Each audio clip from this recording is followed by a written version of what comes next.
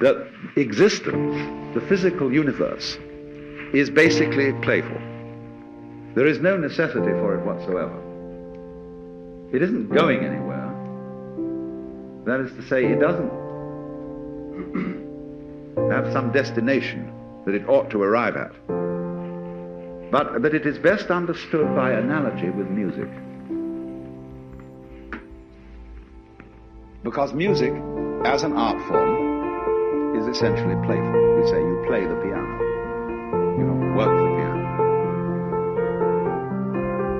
Why? Music differs from, say, travel. When you travel, you are trying to get somewhere.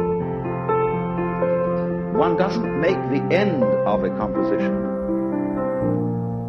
the point of the composition. If that were so, the best conductors would be those who played fastest.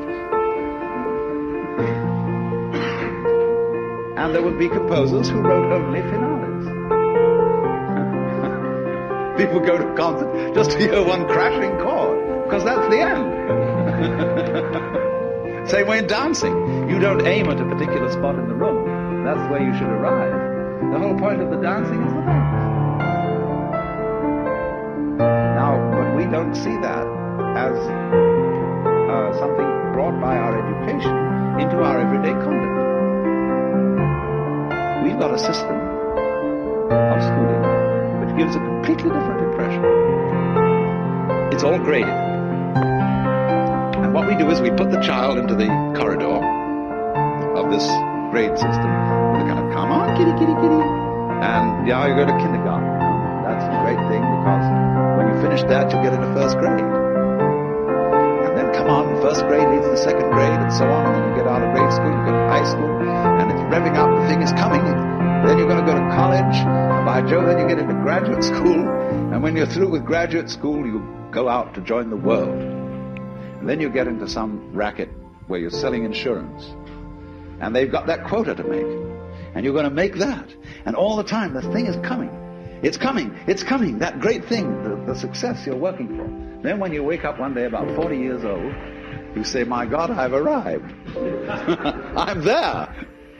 And you don't feel very different from what you always felt. By expectation. Look at the people who live to retire and put those savings away. And then when they're 65, they don't have any energy left, they're more or less impotent, and they go and rot in an old people's senior citizens community. Because we've simply cheated ourselves the whole way down the line. We thought of life by analogy with a journey, with a pilgrimage, which had a serious purpose at the end, and the thing was to get to that end, success or whatever it is, or maybe heaven after you're dead.